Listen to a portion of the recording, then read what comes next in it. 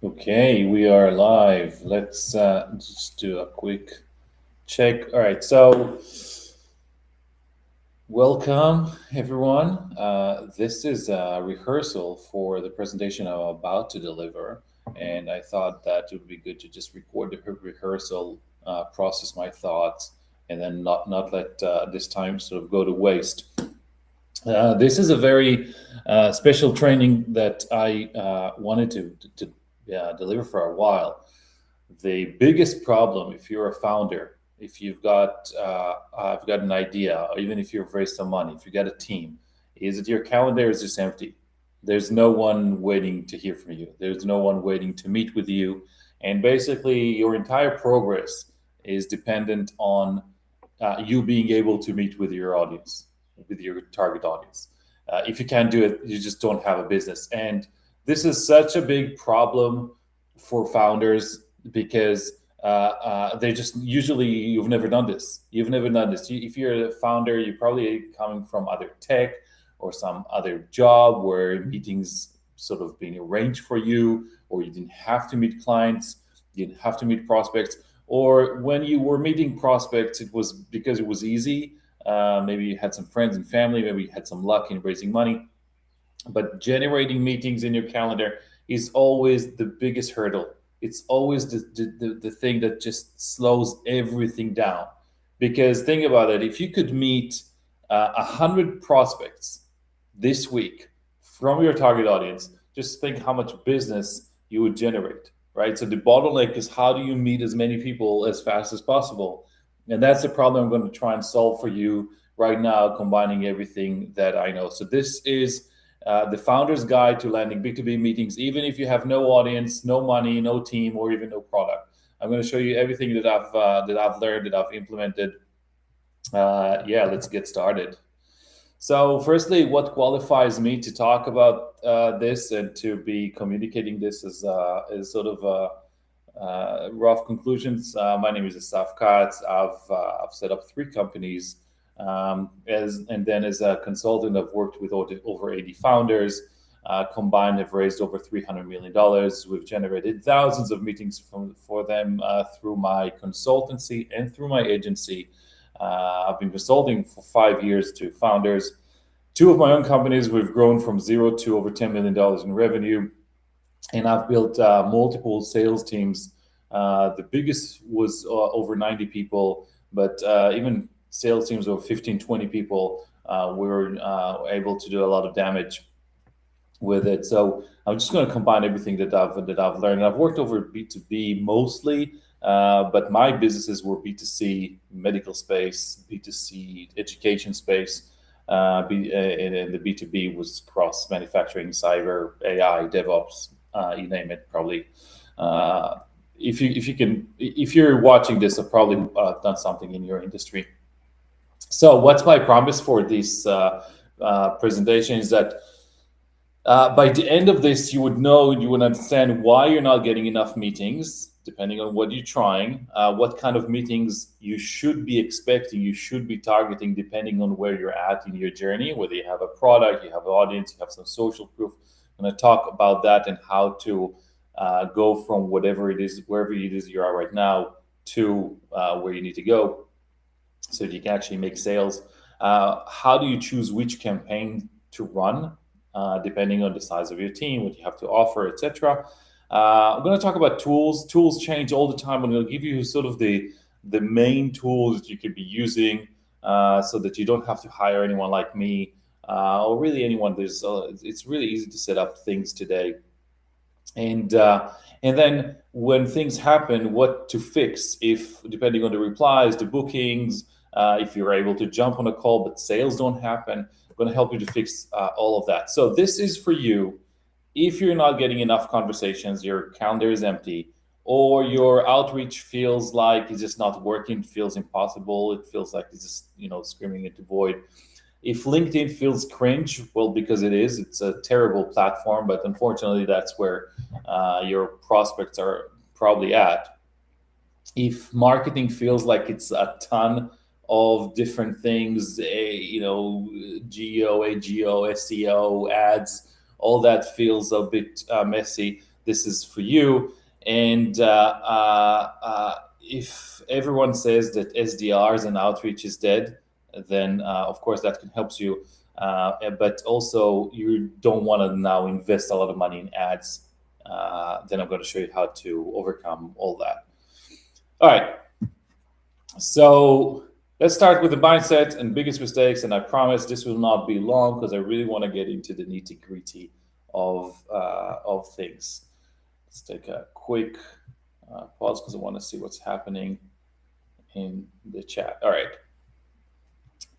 So when things don't work, it's usually a symptom of something in the foundational level that's not set up. The foundation of your marketing is always your avatar, your ICP, your message, and your offer. Who you're talking to, what do you say to them, and what do you offer to them? That's the foundation of marketing, of any marketing campaign, anything you do, really, that's the foundation. Everything on top of that, how you reach out, how you write ads, how you act in conferences, in your your LinkedIn post, whatever, all that is sitting on top of those. And if that's not really aligned, nothing else going to work.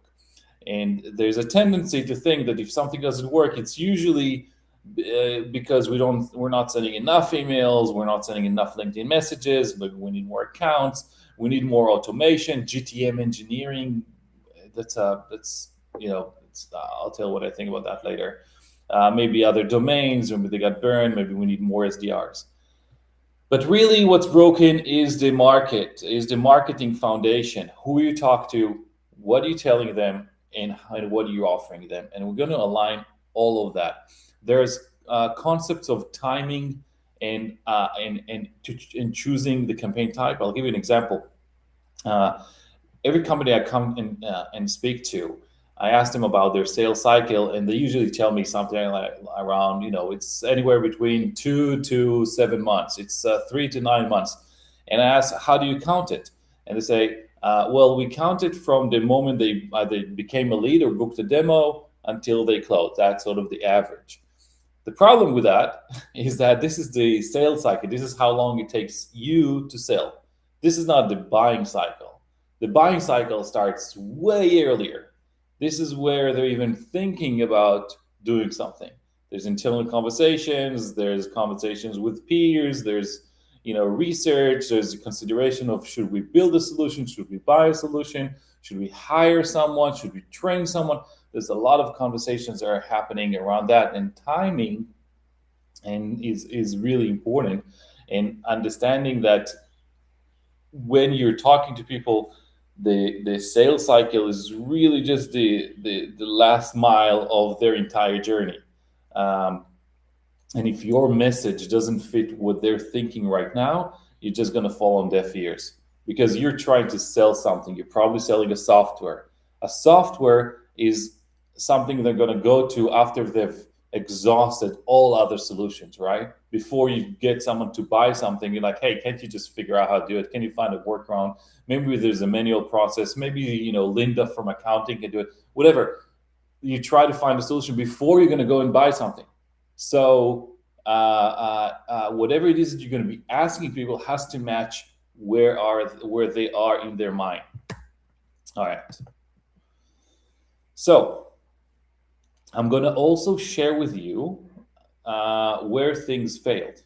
I'm going to share with you the things that I've tried and failed, things that I've tried and failed for me, and I've tried and failed for our clients. We've serviced now over 80 companies, all B2B B2B SaaS mostly. There's a few service companies and different sizes, different maturity levels. And some of the things that we did worked really well and some failed. By the way, this is also a marketing mindset. Marketing mindset and sales mindset is a mindset where you have to understand that most of the things that you're going to do will not work. Most of the leads you're going to get will not convert. Most of the POCs will not convert. Most of the demos, most of the ad campaigns will not work. This is a practice where most of the things that you do don't work. So you have to do many things fast so that you can get to the things that do work really fast. So I'm going to share with you that. I'm going to share with you. This is This is what happens when I do a rehearsal as a live. See? Just remove that shit.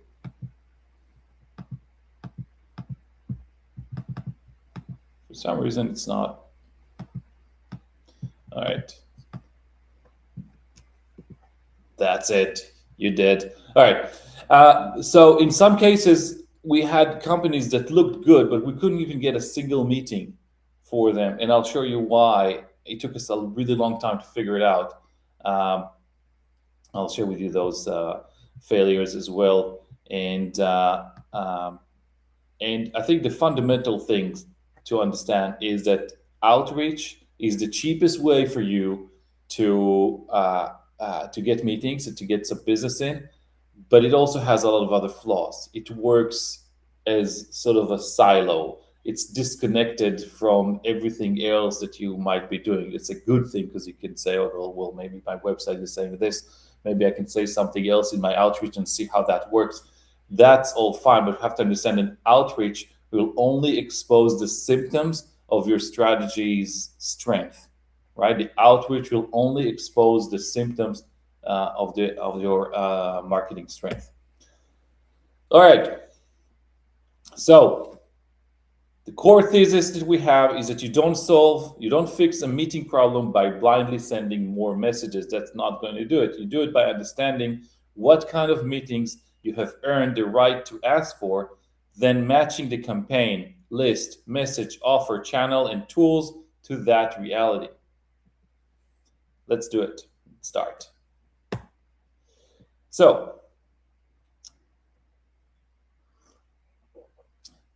let's talk about the fundamentals. What kind of where you're at right now.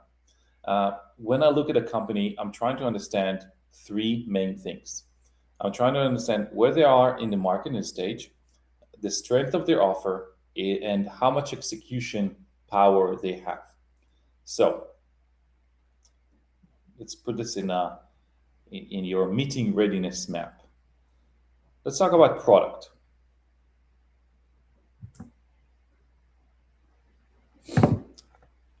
Let's talk about product. Product starts from either having an idea, having a deck, to having an MVP, an early product, and having customers or traction. Would you agree that if I only have a deck, I'm going to have to change how I reach out to someone, in comparison to me having now 50 satisfied customers, right? Of course, I'm going to be different. Of course, I'm going to change how I reach out. Of course, I'm going to change how what I dare to ask, what I demand to ask. I have no issue being really aggressive in my market. I can be blunt. I can even be offensive when I reach out to someone, if you know that you have something really strong. But if you're only starting out, even if you have the most amazing VCs investing in you, you've got the best founding team, you've got advisory board, they're all legends. That's still your product is still at the deck level or maybe the MVP level. So the aggressiveness should change. The second element that I look at is what sort of social proof you have. Do you have no proof? And when I say social proof, I mean people who would say openly, publicly, that your product is doing what it says it will do. It could be that you've had this trial, this design partner, this POC, and it could be amazing. I'm sure it is. I'm sure it's amazing. But if it's not public, if people are not willing to stand out and say, these guys do what they said and it did XYZ for me, that's no proof. Okay? So do you have no proof? Do you have some proof? Or do you have a strong proof? If you think about this, I'm not going to cover all the potential types of social proof, but you can go from anywhere from a testimonial, a line on a website, to someone who says, just connect anyone you want, and I'll give him I'll give a recommendation, or to a video, to a full case study. There's a whole spectrum, right? But you have to know how strong the social proof is. So imagine that now I have the CEO of Anthropic saying publicly in a video that Asaf Katz is the best GTM advisor that he's ever met, right? If I had this kind of video, I could probably reach out to any Fortune 100 company, Fortune 10 companies, and say, "Hey, I'm now opening my consulting slot, and if you want to work with me, book here." Of course, I'm going to probably get 10 out of 10 meetings. At least I'm going to get a meeting, right? On the flip side, if I don't have anything, then it's really hard. So that's why, although I've been doing this for now, 10 years with my own companies, 5 years as a consultant, working with 80 companies, I work tirelessly and I keep pushing for getting testimonials. There's now about, I think, probably 15 companies who are happy to endorse me. And I can tell that this is hard. It's hard because I've tried to get them to just shoot a video, take your phone, shoot a video. It's hard. I know it is, and I've brought in tens of millions of dollars to my clients, and so I'm telling you that this is hard. And but if you do that, it's definitely worth it, right? So product maturity, social proof, and then the GTM capacity, your go-to-market capacity. How many people are working on getting money to your business? That's incredibly important, right? So when we start with the founder only. Maybe there's a couple founders. Usually there's one founder who's doing all the sales. Maybe they had some sales experience. Maybe they were amazing, but usually they're techie. They had usually no sales training. They had no sales experience.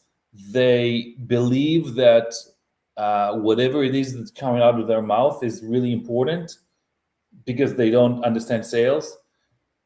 To the point where they now have some light support. Maybe they have an SDR, BDR, an AE. Maybe there's an initial VP of sales, an initial small team, to having a full-fledged GTM team. Now, why is that important when you reach out? Well, it depends. When you reach out and you only have a founder, you have to work the strength of having a founder meeting.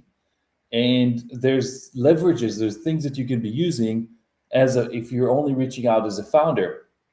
In fact, with one founder, we've booked 322 meetings in 1 year with CISOs, Chief Information Security Officers. He had zero traction. He was not even from cybersecurity, and we were able to do that. And we did that because we leveraged the fact that he was a first-time founder, and we called it, I'm going to share this with you here. We called it the Humble Campaign. It was all about humility. It was all about, listen, I don't know what I'm doing. I need advice, right? I would love to meet with you because I have these 4 questions. And that and that got huge traction. And then we crafted how we are going to conduct the conversation and take it from thank you for your opinion to either a referral or a business opportunity, a sales opportunity. But we worked around that. When you have a full GTM team, when you have sales, you have AEs, you have to work differently. You don't have that leverage anymore, right? So you have to work on specific. Maybe you position different people, different AEs, different salespeople as different experts in domains, right? So if your SaaS is servicing maybe healthcare and manufacturing and finance, for example, maybe you divide it so that you can build up the authority of the other salespeople. Anyway, there's considerations to where you're at, and the 3 things that I look at every company to see if they're ready to sell. But the first step is to meet with people. So I look at how mature is their product, how strong is their social proof, and how solid is their GTM capacity. How many people are working on getting money in the door? Does this make sense? So if you want, you can take it. I'm going to put this as one of the resources where you can look at what is reasonable for you to ask for, depending on your product and proof, depending on if you have no proof to some proof to strong proof, to having a product that is a deck level, or having customers.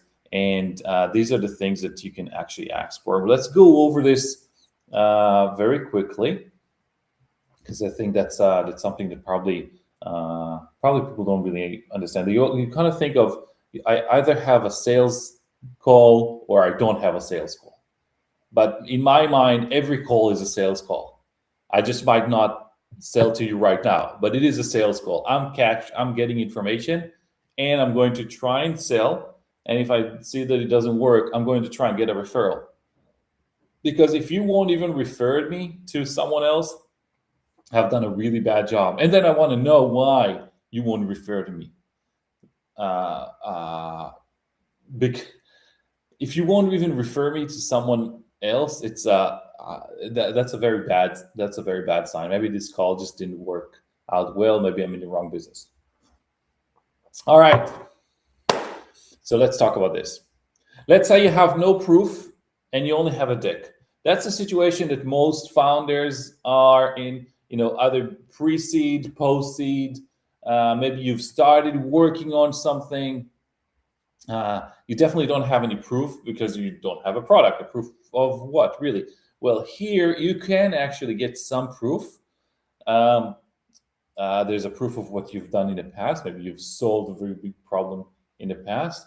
And the deck could be pointing out to solving a really big pain. But in this case, all you really can do is ask for a learning call and advice call. You can only ask for these two things. If you want to get people to meet with you, you can't sell anything. And I know it's kind of like, maybe some of you are thinking, duh, well, of course, I can't really sell. But you can sell. I mean, you probably have heard of the concept of sell before you build. But the ask, we're only focusing on what you're asking people. You're asking for an advice or asking for a learning opportunity. These are the only things that you can be asking.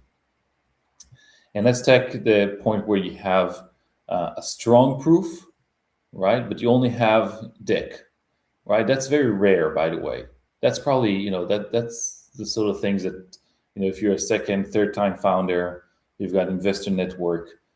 In this case, you're coming in as someone who's already built and sold companies. And in this case, you can actually ask for a meeting and ask people to pre-commit. It's more likely to succeed. I know that a lot of first-time founders, because that you read a lot of entrepreneurship literature, you say, well, I can actually I can actually sell before I build. That is true. And if you're able to do this, amazing.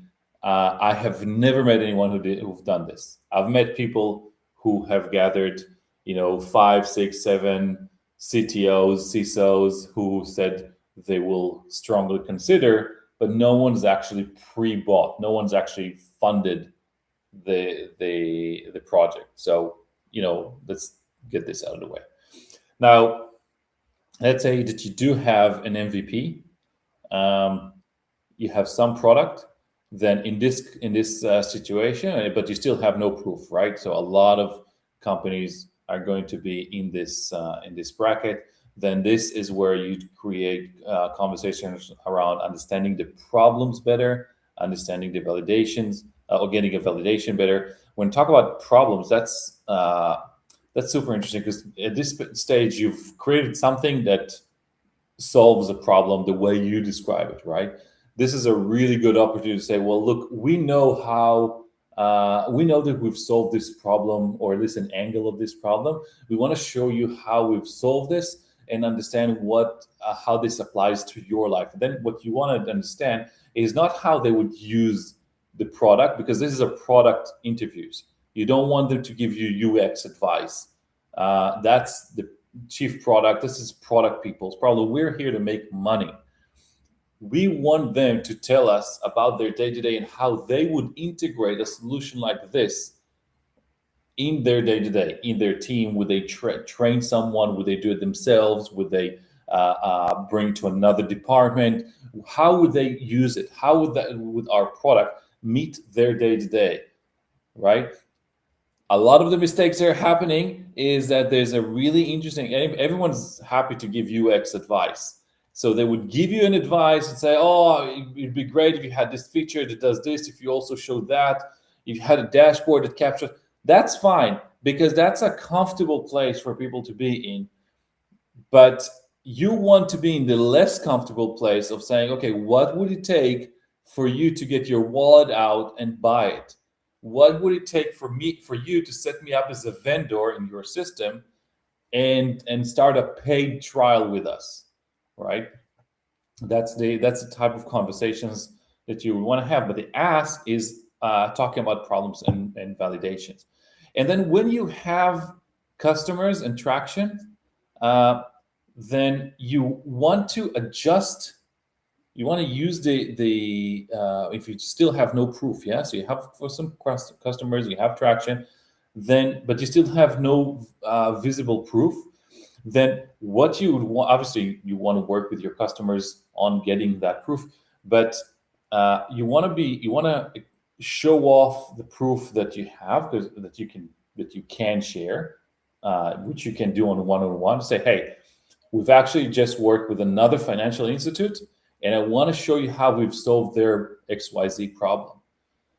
That's where you can actually share a case study, not publicly. Maybe on the call you can name who they are if you're able to do this, but you can't put that on the website. Remember, you have no public proof.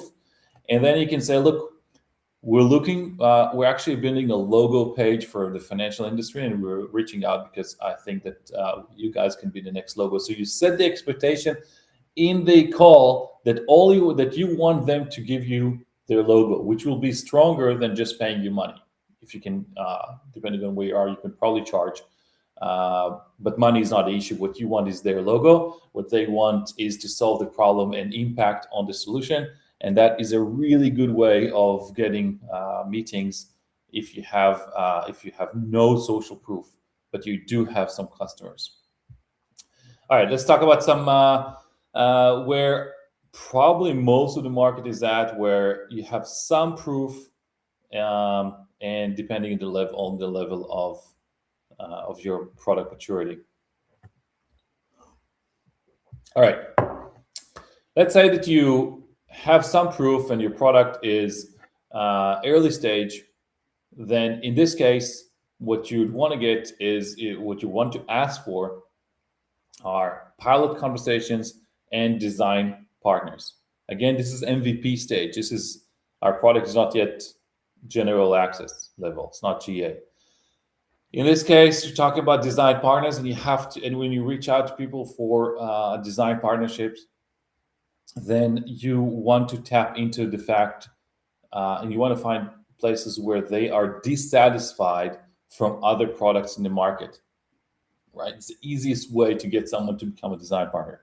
If you hate how HubSpot and Salesforce and whatever other CRM are handling the automations for email, blah, blah, blah, I want to talk to you because we're building something else. Oh, okay, great. If I'm a VP of marketing and I hate sales and I struggle with Salesforce and I struggle with HubSpot, I would want to talk to someone who's now building a solution that's different, right? I want to maybe impact that. Maybe as a personal thing, maybe it's something I want to bring in, but that's what I want, right? So when you are at that stage, you can promise design partnerships and tap into things that they don't really want.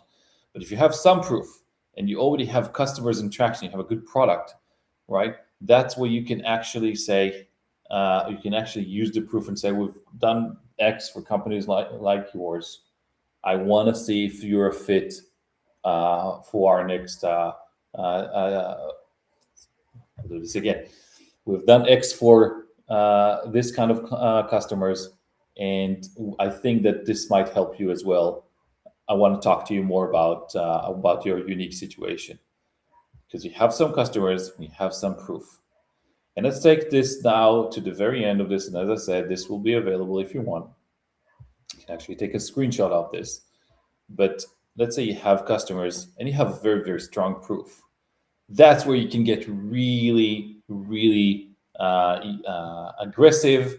You can get funny. You can get whatever. Because now you have the product, you have the solution, and you have the social proof, right? They don't. What they have is a problem. They have a headache, and they might ignore the problem, but the problem is there, and you have the solution.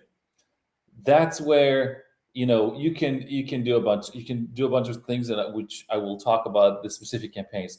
But the point is that you can be really aggressive to the point where you say, uh, I can solve this for you. You can keep ignoring me, but it won't change the fact that you still have the problem. And if I can't, then I will give you XYZ. If jump on a call. If this isn't the best thing you've ever seen since sliced bread, then I will send you $5,000. You can do a bunch of really cool things because now the math of not delivering starts to work, which means that I can reach out to 10 people with a very bold statement with even a guarantee or a promise. Maybe one of them will be an asshole and actually ask for that money, but none of them are going to be really impressed. Four or five are going to be opportunities. Two or three might become clients. That you can start working with the math because you have a strong proof. So you internally you believe that you can actually solve a problem. You're happy to put your money where your mouth is, and you've already got customers. You can do these benchmarks. All right, we're now half an hour in, and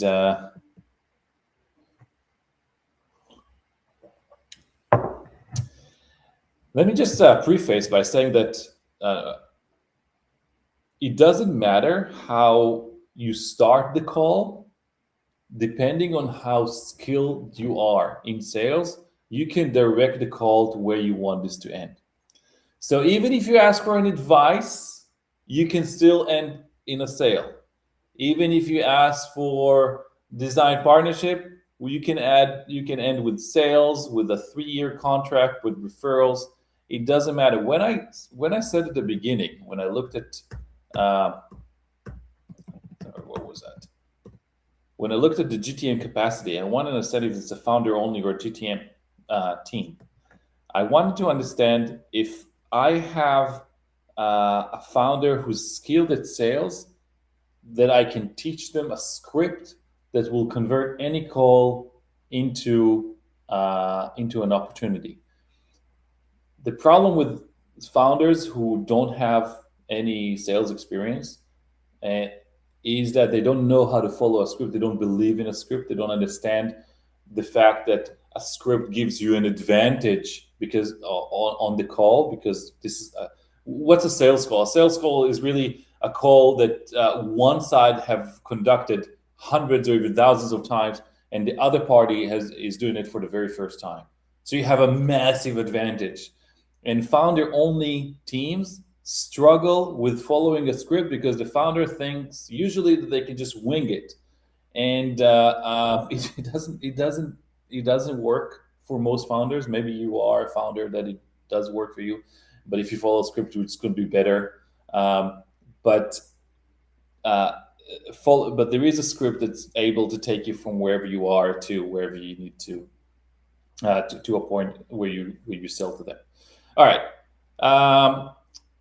Let's go over quickly. The more aggressive the ask, the more proof you need, right? So if you just need if you just need advice or input, this is a low aggression, and you just need to be relevant.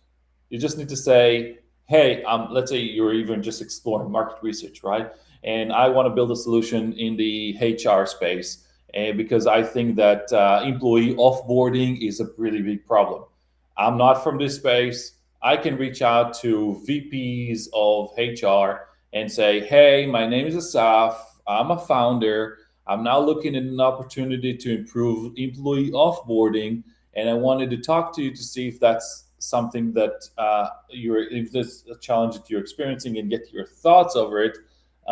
No sales pitch, promise, just advice to a founder, right? So if that is relevant to someone who's experiencing that problem, they're going to say yes. Interviews, I love those. I love interviews. Remember how we said that everything is about who you talk to, what you say to them, what you offer. When you want to interview someone, whether you take that interview and package it into a content piece, or you just bundle it and use it for your own research, when you interview someone, you raise their status. And people love that. People love that. People love to talk about their thoughts. They love to be heard. They love to give you their, their worldview. By the way, I love hearing this. I love hearing how people think, how people see things. I love it when people challenge me. I actually, one thing that I love the best, it was really hard. I lived in Australia for 7 years. It was really hard to get people to tell me their honest opinions about my ideas because everyone was so nice. I don't like that. I like it when people give their real life views. And if you ask people for an interview because you're writing a report about something that is relevant and there's a credible reason for you to do it, they are going to say yes. And again, as I said, I'm going to keep saying this, it doesn't matter how the conversation start, it could always end in a sale. It could always end in a sale. So when you look at an outreach, again, to give you a context, this whole training is about how to get meetings. I want to get you to see your audience. I want to get you meeting your prospects. The more you meet your prospects, the more likely it is that you're going to make sales. The more people you meet, the more likely you are to make money from them. All right. So if we start with an interview, we start with a report. It's a really good way, and you don't need a lot of social proof for that. Show what we're building. When you're reaching out to people because you want to show them what you're building, it's an ask. And I've seen that works, especially when you're building something again that is relevant, or if you're building something and you already have a lot of credibility. Let's say you were a senior developer or a senior manager at Microsoft or a big other company. You have some sort of a professional clout to say, I've left my job and I'm now building this. Do you want to see what I'm building? I've seen a lot of people get really great reply rates from this. A lot of meetings can be generated, especially early on, because people are curious. So it's tapping into the curiosity. Again, doesn't matter where you start, you can always end in a sale. Explore a pilot. This is where you need to have more proof here. You need to have some sort of an MVP. Again, you can start a pilot. You can actually land a pilot if you don't have anything. But for most people, if you're not that amazing at sales, if you're not a second, third time founder, you need to have some sort of MVP to see that, okay, you guys are not just all talk. You can actually deliver something, and that is something we wanna explore with you guys. All right, worth a demo. The reason why I said worth a demo, I don't know why it's there it is. The reason why I wrote worth a demo is that I see so many SDRs and AE writing this. Worth a look, worth a demo, worth 15 minutes. I don't like this type of question. I like to phrase questions where no means yes. Like, would you be opposed to watching a demo? Would you be completely opposed? Would you be against? Just a bit of phrasing, but also I find that the day to day of whoever it is that's doing the outreach has to be filled with positive reinforcements. And if you're asking a question like worth a demo or is it worth 15 minutes, most people will say no. And that's very discouraging. It's incredibly discouraging to hear that whatever it is that you're investing your life in is not worth 15 minutes. Like, I'm thinking, fuck you. Every time I see something like that, and I see someone saying no, even if not saying no to me, they're saying no to someone else. I'm like, fuck you.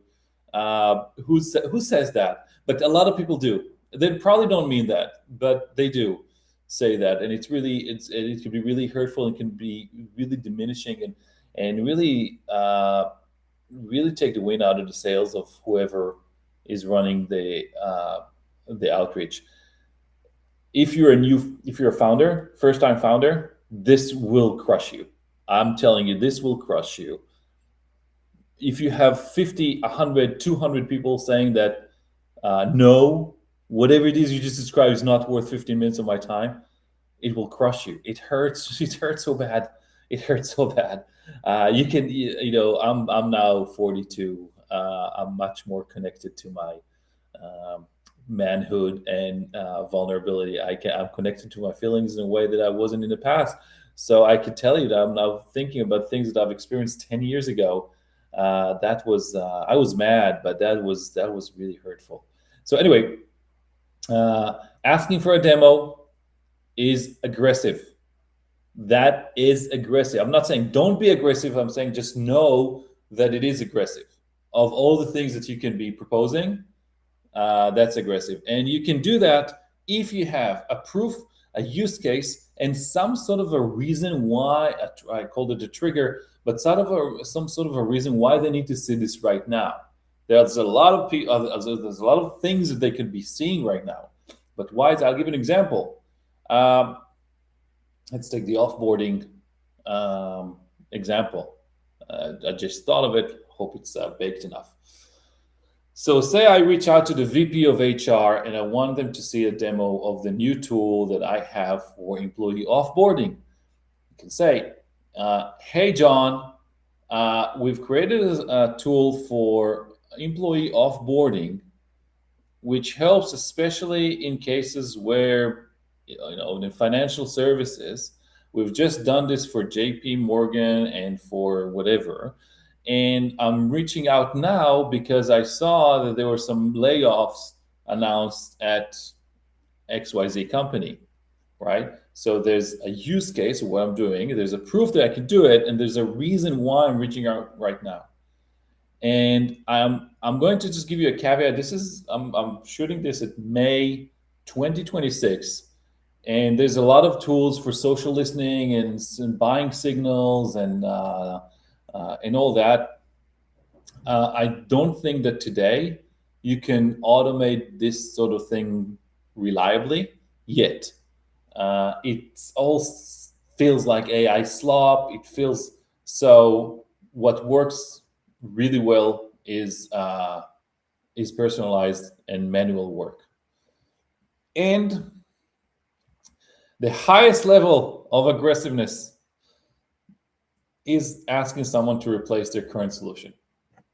If you have a product that someone is already using and your product replaces it, asking someone to even consider replacing it is a very aggressive ask, right? And again, I'm not saying that you should not be doing this, just saying to be aware, right? That's why a lot of products start by complementing another solution and then gradually building features to replace it. But if you're reaching out for someone to say, hey, I saw you using HubSpot, I want to show you why you should be using Salesforce, you need to have a really good, relevant reason for doing this and for doing this right now, right? So companies who've switched have reduced the time they spend on managing their CRM by X% and saw an increase, right? So that's why. So that's, I hope, kind of gives you an idea about the aggressiveness and how things should be done. All right, let's take a quick break.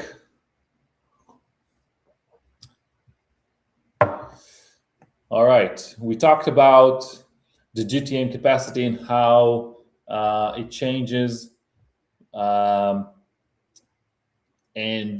how you should be approaching your outreach. I'm going to focus in this training mostly on founders. Again, this is the rehearsal for the training, so I'm not going to talk about GTM teams because this could be quite expensive. When you have a team, you might be selling to multiple geographies. You might need to have different routing rules. It's very, very different to having a founder only or a small team. That's very, very important. I do want to say that the transition here from having a founder only to light support, people don't talk about this enough, so I'm just going to say it. A lot of times, the founder sucks at sales. They suck at outreach. They don't know how to do that. So then they hire a bunch of BDRs or SDRs, hoping they would solve that problem. That rarely works. That so rarely works. And the reason why is that, an SDR or anyone can they can't crack the market for you. They can't figure it out for you. You have to tell them. You have to tell them exactly, who they need to reach out to, what messages worked, so they have somewhere to start from. Because what they can do in order to start is not what you can do as a founder. As a founder, you could make shit up, you can steer the company, you can decide that there's a new feature, you can decide there's something else, you can decide, you can create offers, you can use your personal brand. 24-year-old SDR cannot do this. So hiring a bunch of them will not help you, will not fix it for you.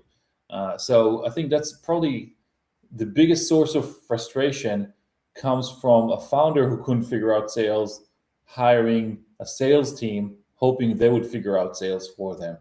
That just doesn't work. All right, I want to talk about the right channels, and how you choose which one between LinkedIn, intros, events. There's a bunch of them. When I look at outreach, I look at anything that I do to reach out to people directly. And you could do this obviously in LinkedIn, emails, but even physical events. So what are the ways to do outreach? That's how I think of it. I think of LinkedIn first. I just think that unfortunately, this terrible platform is the only one that has captured business data with people data. And I hope that someone creates a better social network for today's age, because I think it was founded like 2003. I joined in 2009. We're now 2026. I don't feel like it's changed dramatically. I feel like there's a lot of really, really bad features, but also it's where the people are at, right? And I can tell you that when I reach out to people, I reach out to them. I reach out to people all the time, and I get around 40-50% acceptance rate to my connections. Usually 30% of the people that I reach out to reply if I do this with an automated campaign. I don't track the manual ones, but if I reach out to someone manually, they respond. And so LinkedIn, you have the highest amount of context about the business, about the person, right? You can tell who they are, what they've done, what they talk about, who else they're connected to. Have a lot of context, but you have a lot less volume. If every account can reach out to 500 people per month, it's still a lot of people, right? Still, like if you reach out to the right 500 people, you can do some serious damage every month, but it's still only 500 per one account. So it's lower volume. Your profile matters a lot. How you present yourself over there, there's a lot of impact on this. And this is really good for founder-led trust. There's a lot of people who are now building in public and getting so I'm not talking about that. I'm talking even if you have no audience, you have nothing, you have like 500 connections, it's a really good place for you to start, because it's a really good place for you to say, this is me, can I talk to you, right? And it's really hard to do this in other places. Next, we have emails. On the contrary, email, you can have a huge volume. There's an agency that I brought into one of my consulting clients. They send 100,000 emails per month, right? So it's 1.2 million people per year, and they charge only like, I think, $5,000-$6,000 a month to do this. So you can really get to high volume. You need to really have good infrastructure. If you're not experienced in building an email infrastructure, I strongly advise you to use an agency. I'm not going to advocate for any tool or agency in this training, because I do think there's a lot of things that you can do independently. I'm not trying to save you money. I'm trying to get you sales the fastest, which is why I think that sometimes you should be spending money. I don't like all these posts about how to get 2,000 leads from LinkedIn without spending money on ads. I'm looking in my businesses. I'm looking to spend money. I'm looking to see where I can spend money so I can get the fastest return, right? If I can spend let's take the outreach agency here. Maybe I think they charge $5,000 a month. That is $60,000 per year. If I can pay them $60,000 and I don't have to deal with anything around emails, and I just get opportunities, and maybe they generate $500,000 of opportunities, amazing. I want to pay that. I want them to just do. I want to delegate. So I'm trying to just get the arbitrage. I'm trying to get the most out of my money. And the reason why I'm saying this is that emails are very problematic, very challenging. There's all sorts of, there's the technical challenge of setting up an email infrastructure. There is the compliance challenge. If you're sending it in the US, in Europe, there's there's a lot of privacy acts, GDPR, things that you have to be aware of. Otherwise, you can get into trouble. There's knowing that you've actually delivered everything around privacy, everything around the Apple's update. It makes it really hard to know if what you're doing is right, and it's really hard to measure. I can tell you that for our agency, one of the campaigns that we are doing with emails and is to just send an email to introduce us. It's saying that, hey, meet me, I'm Asaf, I do XYZ. I would love to chat to you at some point, but meanwhile, you're welcome to check us out with no solid ask. It's just something that's sort of running in the background, and then we see a lot of traffic come as direct traffic, and we know that it's coming from the emails because when we shut it off, that traffic stops.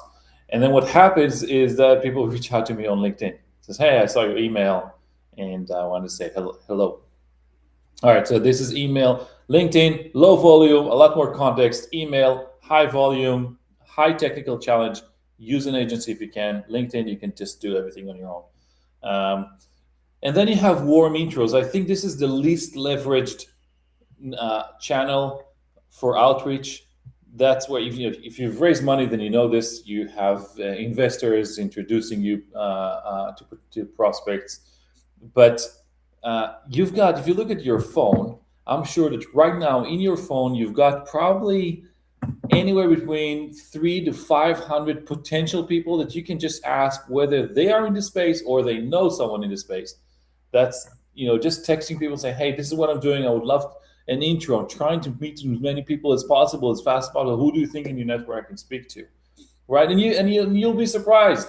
You'll be surprised because sometimes it could be someone's younger brother who happens to be now in tech, and maybe in our case in HR. Maybe he's now in the HR space, and this is and if you reach out to people, you're going to be surprised in what you're getting. Secondly, is getting your team to reach out to people. So let's say you have 5, 7, 10 people in your team. Having a morning where everyone's now on their phones. Hey, we want to meet more people. Help us meet more people. Reach out to them, give them a snippet, and then see what comes back. You're going to get a lot of meetings like that. And probably what you're thinking is, yes, but that's not scalable. You can't do. Fine, it's not scalable, but it's enough to get you to the next step. It's enough. And it can be really good for switching. The trust level is really, really high, right? And then lastly, events. Events can be live, can be online or live events. That is such an important way for you to find more prospects, because when you're starting out, your message is not clear enough, and it's hard to, and this is why LinkedIn and emails are channels where you need to have more volume, because the message needs to be tested a lot of times until it lands. When you go to a live event, when you're sitting in front of someone at a dinner, you have a lot more opportunity to explain what you do. You sometimes can just have like one meaningful conversation with one person at a dinner, and that could be, I don't know, life-changing, but that could be really good for the business, right? So it gives you a lot more face time with people. They see you live. It gives you a lot. So if I have to choose a channel, definitely start with LinkedIn, move to warm intros, and then find events worth doing. Emails, I think, are the last thing to test. It's going to be really hard, and you're just going to have a lot more questions. So let's do it. Okay, so if you need, so I wrote all that here. We don't have to go through this. All right, we're going to pause here, and we are going to continue this next time.